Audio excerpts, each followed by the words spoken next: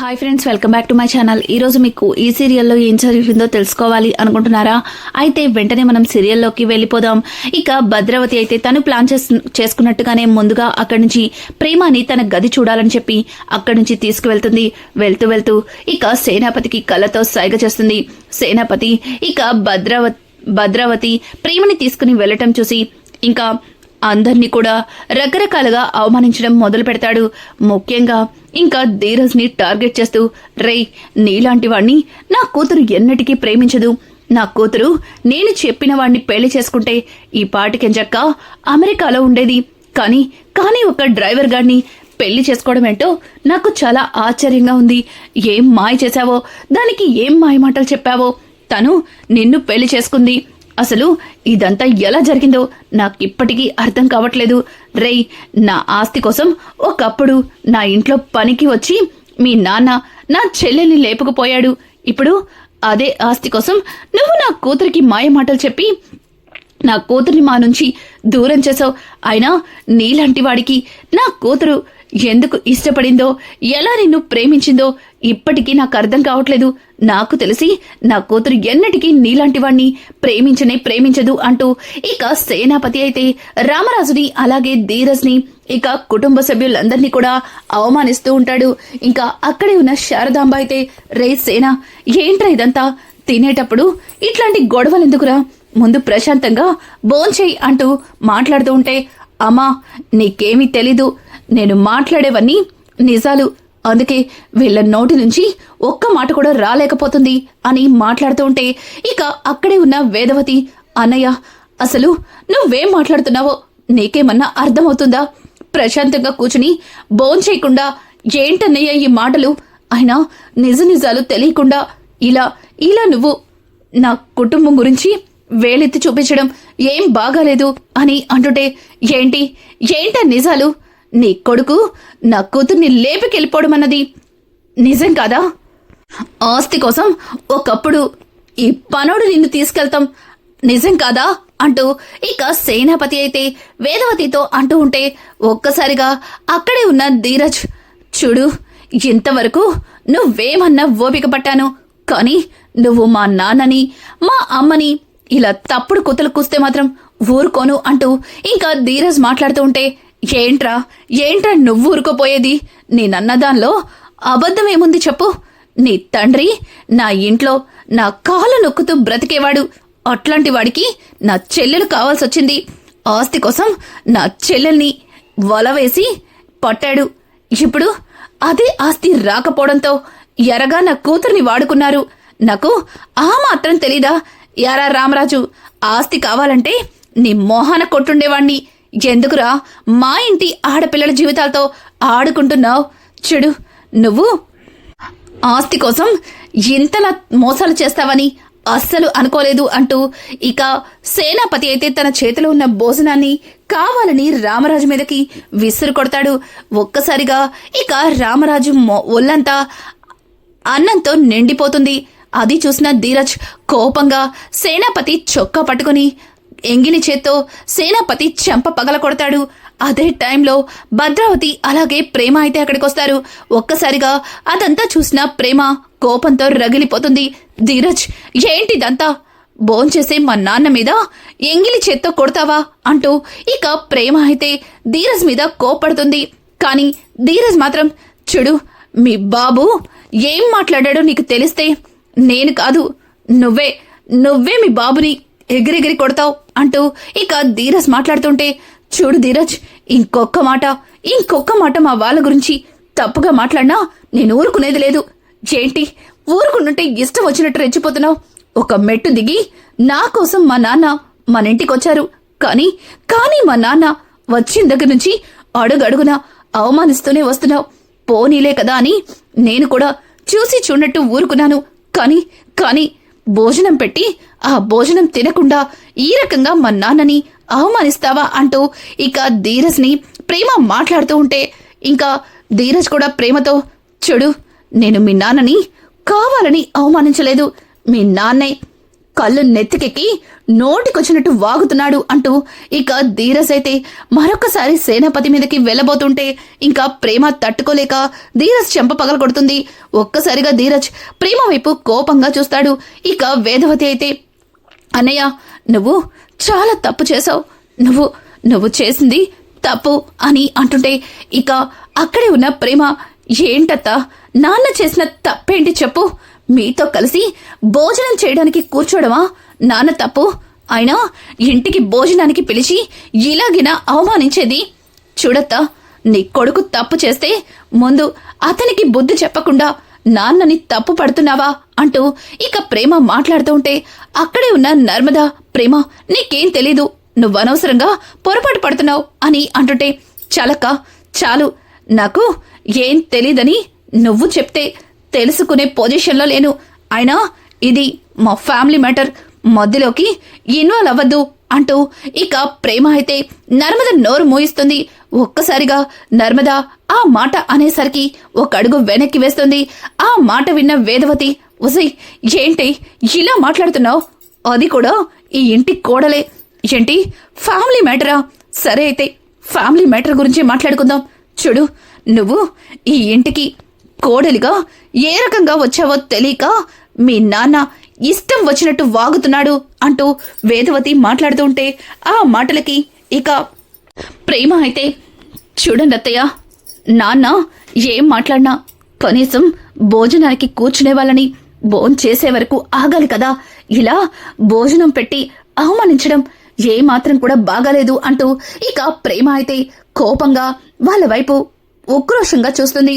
ఇక ధీరజ్ అయితే, ఏయ్ నీకేమన్నా పిచ్చి పట్టిందా, ఈ బజ్జాల మావయ్య ఇదంతా కావాలని చేస్తున్నాడని నీకు అర్థం కావట్లేదా అని అంటుంటే ఇక అక్కడే ఉన్న సేనాపతి, రేయ్ నువ్వు నా కూతుర్ని ఎన్ని మాయ మాటలు చెప్పి ఎంతలా బెదిరించి పెళ్లి చేసుకున్నావో నాకిప్పుడిప్పుడే అర్థమవుతుంది, కనీసం వయసులో పెద్దవాడినని కూడా చూడకుండా ఎంగిలి చేత్తో నన్నే కొట్టావు, నీలాంటి వాణ్ణి నా కూతురు ప్రేమించి వచ్చేస్తుందని నేను అస్సలు అనుకోను అని అంటూ ఉంటే ఇక అక్కడే ఉన్న వేదవతి, అవును నీ కూతురు నా కొడుకుని ప్రేమించలేదు, ఒక పనికి మాలిన వాణ్ణి ప్రేమించి వాణ్ణి గుడ్డిగా నమ్మి పీటల మీద నుంచి లేచి వాడితో వెళ్ళిపోయింది, సమయానికి నా కొడుకే కనుక నీ కూతురు మెడలో తాళి కట్టి ఉండకపోతే ఈ రోజున నీ కూతురు నీ కళ్ళ ముందే కనిపించేది కాదు, అలాగే నీ కూతురు పరిస్థితి తెలిసి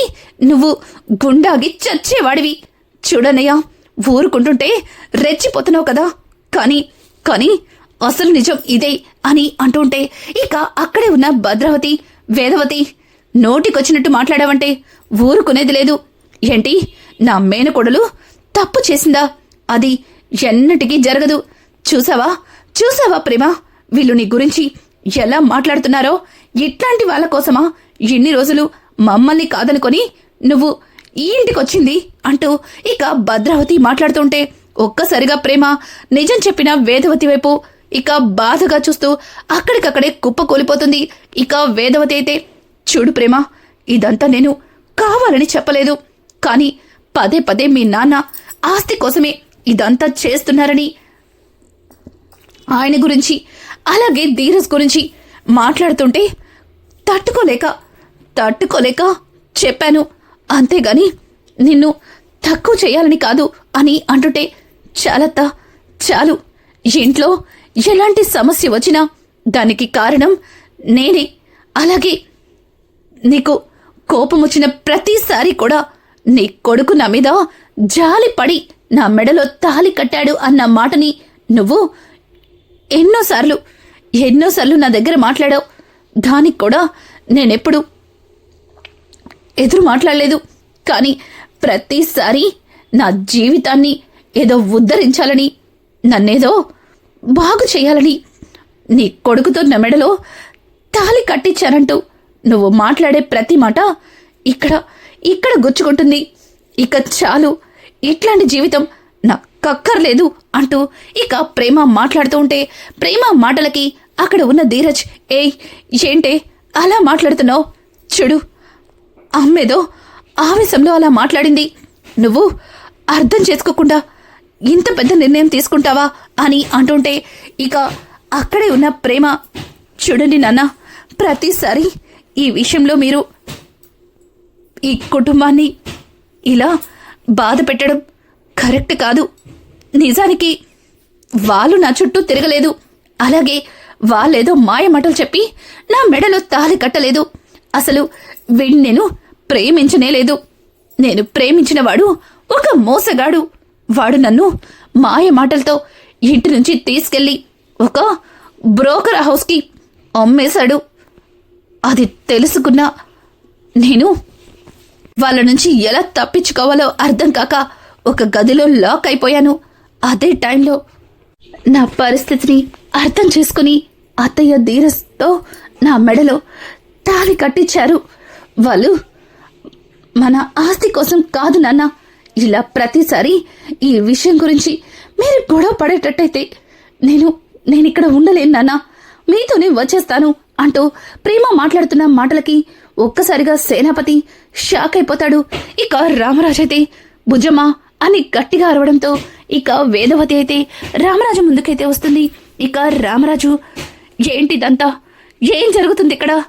ప్రేమ ధీరజ్లు ఒకరినొకరు ప్రేమించుకున్నారు, పెళ్లి చేసుకున్నారు అని చెప్పావు, కానీ ఈ పెళ్లి దగ్గరుండి నువ్వే జరిపించావని అంటున్నారేంటి అని అంటుంటే ఇక వేదవతి, ఏవండి అది అని ఏదో చెప్పబోతుంటే, చాలు ఇంకా, అంటే అందరూ కలిసి నన్ను మోసం చేశారనమాట అంటూ ఇక రామరాజు అయితే అక్కడికక్కడే కుప్పకూలిపోవడంతో ఇంకా రామరాజును చూసిన సేనాపతి, బాగుందిరా, చాలా బాగుంది, గొడవని డైవర్ట్ చేయడం కోసం బాగానే యాక్ట్ చేస్తున్నావురా, నీకు తెలియందంటూ ఏదీ ఉండదు, నువ్వు ఇదంతా ప్లాన్ చేశావని నాకు అర్థమవుతుంది. నా కూతురు ప్రేమించిన వాణ్ణి అక్కడి నుంచి తరిమేసి ఇలా నీ కొడుకుతో బలవంతంగా తన మెడలో తాళి కట్టించి నా ఆస్తి కోసం ఈ రకంగా ప్లాన్ చేస్తావని అస్సలు అనుకోలేదురా అంటూ ఇంకా సేనాపతి అయితే రామరాజుని అవమానిస్తుంటే ఒక్కసారిగా ఇంకా అక్కడే ఉన్న ధీరజ్, రే నీకొక్కసారి చెప్తే అర్థం కాదా అంటూ ఇక సేనాపతి చొక్కా పట్టుకుంటాడు. ఇదంతా చూసిన ప్రేమ, వదులు ధీరజ్ అని ఇక ధీరజ్ ని వదిలించిపోతుంటే ఆ గందరగోళంలో ఇక ధీరజ్ ప్రేమ చెంప పగల కొడతాడు. ఇంకా ఇదంతా చూసిన భద్రావతి, ఇంకా ఇక్కడ ఎందుకే ఉండాలనుకుంటున్నావు? ఇట్లాంటి కుటుంబం కోసం మమ్మల్ని కాదనుకున్నావా? వీడు మా కళ్ళ ముందే నీ మీద చేయి చేసుకుంటున్నాడు. ఇట్లాంటి వాడి కోసం మా అందరినీ వదులుకొని వచ్చేసావా? చూడు, ఇట్లాంటి వాళ్ళు నీకక్కర్లేదు, నీకు మంచి జీవితం ఉంది, నాతో రా అంటూ ఇక భద్రావతి అయితే ప్రేమకి ఇష్టం లేకపోయినా అక్కడి నుంచి బలవంతంగా ఇక ప్రేమని తీసుకెళ్తుంటే ప్రేమ మాత్రం చాలా బాధగా ధీరజ్ వైపు చూస్తుంటుంది. ఇంకా అలాగే ధీరజ్ కట్టిన ఆ తాళిని మెడలో నుంచి తీసి ఇక ధీరజ్ మీద విసిరి కొడుతుంది. ఒక్కసారిగా ఆ తాళి చూసిన ధీరజ్ షాక్ అయిపోతాడు. ఇక అలాగే ప్రేమ అయితే, అత్త నేను చెప్పేది వినత్త అని అంటుంటే, నోర్మోయ్, ఇంతవరకు నిజంగానే వాడిని నువ్వు ప్రేమించి పెళ్లి చేసుకున్నావనుకున్నాను, కానీ వాడు నీ మెడలో బలవంతంగా తాళి కట్టాడని తెలిసిన తర్వాత కూడా నీ ఇంట్లో ఎలా ఉండనిస్తా అనుకుంటున్నావు? మర్యాదగా ఇంటికి రా అంటూ ఇక ప్రేమని బలవంతంగా అక్కడి నుంచి వాళ్ళ ఇంటికైతే తీసుకెళ్లిపోతారు. ఇక రామరాజు దగ్గరికి వెళ్లి వేదవతి అయితే, ఏవండి, మీకు తెలియకుండా ఈ పని చేసినందుకు నన్ను క్షమించండి, నిజంగా నాది తప్పైపోయిందండి. ఈ విషయం గురించి మీతో చెప్పాలని ఎన్నిసార్లు ప్రయత్నించాను, కానీ చెప్పటానికి ధైర్యం సరిపోలేదు. కళ్ళ ముందు మేనకోడలి జీవితం నాశనమైపోతుంటే చూసి తట్టుకోలేక దాని మెడలో తాళి కట్టమని చెప్పాను. దానికి ఏదైనా జరిగితే ఎక్కడ మా అన్నయ్య గుండాగి చేస్తాడేమో అన్న భయంతోనే ఇదంతా చేశాను. కానీ చివరికి వాళ్ళు ఈ రకంగా అర్థం చేసుకుంటారని అస్సలు అనుకోలేదండి అంటూ ఇంకా వేదవతి అయితే రామరాజు కాళ్ళ మీద పడి క్షమాపణలు చెప్తుంది. ఇక అక్కడే ఉన్న నర్మద అయితే, అవును మావయ్య గారు, కేవలం ప్రేమ జీవితం నాశనం కాకూడదని, ప్రేమ గురించి నలుగురు 4 రకాలుగా చెప్పుకోకూడదని అత్తయ్య గారు ఈ నిర్ణయం తీసుకున్నారు. అంతే, మీరు అర్థం చేసుకోండి మావయ్య గారు ఒక ఆడపిల్ల జీవితం నిలిపెట్టడం కోసమే ఇదంతా చేశారు అంటూ ఇంకా నర్మద మాట్లాడుతూ ఉంటే అక్కడ ఉన్న సాగర్ అంటే ఇందులో నీకు కూడా భాగం ఉన్నట్టేగా. ఆ రోజు అమ్మతో పాటు మోపీదేవి వెళ్ళింది నువ్వు కూడా కదా. ఆ రోజు నిన్ను ఎన్నిసార్లు అడిగాను అక్కడ ఏం జరిగింది. అయినా ముగ్గురుగా వెళ్ళి మీ ఇద్దరి తిరిగి రావడం ఏంటి. ధీరజ్ ప్రేమని ఎలా పెళ్లి చేసుకున్నానని నిన్నెన్నోసార్లు అడిగాను. అంటే నువ్వు కూడా నన్ను మోసం చేశావన్నమాట అంటూ ఇక సాగర్ అయితే నర్మద మీద కోప్పడుతుంటాడు. ఇక అక్కడే ఉన్నాను వేదవతి అయితే రే నడిపోడా చూడు ఇందులో నర్మద తప్పేమీ లేదు అని అంటుంటే చూడమ్మా నర్మద తప్పేమీ లేకపోయినా అక్కడ ఏం జరిగిందో భర్తగా నాకు చెప్పాలి కదా. కానీ నా దగ్గర ఈ నిజాన్ని దాచిపెట్టింది అంటే నర్మద కూడా నన్ను మోసం చేసినట్టే కదా అంటూ ఇక సాగర్ అయితే నర్మద మీద కోపాన్ని విరజల్లుతాడు. ఇంకా అక్కడే ఉన్న ధీరజ్ అయితే నాన్న ఇదంతా నేను కావాలని చేయలేదు నాన్న. కేవలం ప్రేమ జీవితం కోసం ఒక ఆడపిల్ల జీవితం పాడవకూడదన్న ఒక ఉద్దేశంతోనే తన మెడలో తాళి కట్టాను నాన్న. నిన్ను అవమానించాలని కాదు నాన్న అంటూ ఇక ధీరజ్ అయితే రామరాజు కాళ్ళ మీద పడి బోరున ఏడుస్తాడు. ఇక రామరాజు పైకి లేచి ధీరజ్ని దగ్గరికి తీసుకుని రే చిన్నోడా నువ్వు ఏ తప్పు చేయలేదని నాకు అర్థమైంది. నువ్వు ఈ ఊబిలో కూరుకుపోయావని నాకు బాగా తెలిసింది. చూడు నువ్వేంటి అలా ఆ ఎదురింటి వాళ్ళ అమ్మాయిని ప్రేమించి పెళ్లి చేసుకోవడం ఏంటని ఎప్పుడు కూడా నాకు చిన్న అనుమానం ఉండేది. ఈ రోజుతో అనుమానం మొత్తం పోయింది. అన్యాయంగా ఆ అమ్మాయి జీవితం కోసం నా కొడుకు జీవితాన్ని పలంగా పెడతావని అస్సలు అనుకోలేదు బుజ్జమ్మ, అనుకోలేదు. చూడు నువ్వు చేసిన ఈ తప్పుని జీవితంలో మర్చిపోలేను అంటూ ఇక రామరాజైతే ధీరజ్ భుజం మీద తట్టి అక్కడి నుంచి గదిలోకి వెళ్ళిపోతాడు. ఒక్కసారిగా వేదవతి అయ్యో శ్రీరామ శ్రీరామ చివరికి ఇట్లాంటి పరిస్థితి వస్తుందని అస్సలు ఊహించలేకపోయామంటూ ఇంకా వేదవతి అయితే అక్కడికక్కడే తల బాదుకొని ఏడుస్తూ ఉంటుంది. ఇంకా వేదవతిని అందరూ కూడా ఓదార్చుతారు. జరిగిందంతా చూసి వల్లి అయితే తెగ సంబరపడిపోతూ సుకన్య వైపు చూసి కళ్ళని ఎగరేస్తుంది. ఇక సుక్కు అయితే ఒసే వల్లి నాకొస్తున్న ఆనందానికి నాకు డాన్స్ చేయాలనిపిస్తుంది. ఇక్కడది వర్కౌట్ అవ్వదు, అందుకే అలా బయటికి వెళ్ళిపోదామా అని అంటుంటే ఇక వల్లి కూడా సరే అంటూ ఇక సుకన్యని తీసుకుని బయటకైతే వెళ్ళి ఇద్దరు కూడా బేబచ్చంగా డాన్స్ చేస్తూ లోపల ఆపుకోలేకపోయానే. అసలు అంత గొడవ జరుగుతుందని నేను అస్సలు ఊహించలేదు. ప్రేమ మెడలో తాలి తెంచి ఆ భద్రవతి ప్రేమని అలా తీసుకెళ్ళిపోతుందని నేను అస్సలు ఊహించలేకపోయాను. ప్రేమ పక్షులు ఇప్పుడు చెరో గూటికి చేరుకున్నారు. ఇక ఈ జంట ఎన్నటికీ కలవకుండా అడ్డుకట్ట వేస్తాను. అలాగే సాగర్ నర్మదల మధ్యలో ప్రతిసారి ఆజ్యం పోస్తూనే వస్తాను. ఇక మావయ్య గారు అత్తయ్య గారితో ఎన్నటికీ మాట్లాడనివ్వకుండా చేస్తాను అంటూ ఇక వల్లి అయితే తన మనసులో ఉన్న కోపాన్ని ఆవేశాన్ని కూడా బయట పెడుతూ సుకన్యతో చెబుతూ ఉంటుంది. ఒక్కసారిగా అక్కడికి చందు వస్తాడు. ఇక చందు అయితే వల్లి సంతోషాన్ని అలాగే వల్లి మాట్లాడుతున్న మాటల్ని విని కోపంతో రగిలిపోతాడు. ఒక్కసారిగా సుకన్య డాన్స్ చేయడం ఆపేసి ఒసే వల్లి మీ ఆయనే అని చెప్పడంతో ఆ ఏంటి అంటూ వల్లి మళ్ళీ వినిపించినట్టుగా డాన్స్ చేస్తూ ఉంటుంది. ఒసే వల్లి మీ ఆయనే అంటూ ఇక సుకన్య అయితే వల్లికి వెనకున్న చందుని చూపిస్తుంది. ఒక్కసారిగా చందుని చూసిన వల్లి భయంతో బా అని అంటుంటే అంటే ఇంతవరకు జరిగిన గొడవ మొత్తానికి నువ్వే కారణమా అంటూ ఇక వల్లిని నిలదీస్తుంటే ఒక్కసారిగా వల్లి ఊరుకోబా, ఏం జరిగినా దానికి కారణం నేనే అంటున్నావేంటి బా. చూడుబా నేను ఒక్కసారి తప్పు చేశాను, అలా అని జరిగిన ప్రతి తప్పుకి నేనే కారణమంటావా బా.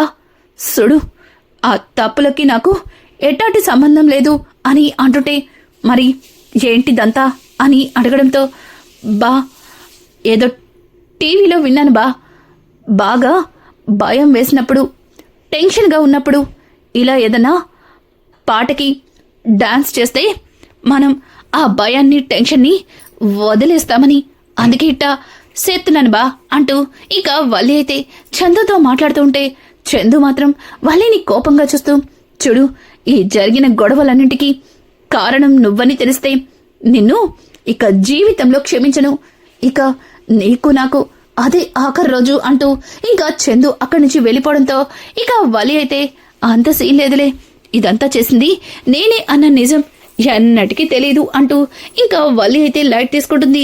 ఇక ఇక్కడ చూస్తే భద్రావతి అయితే ప్రేమని ఈడ్చుకొచ్చి సోఫాలో పడేస్తుంది.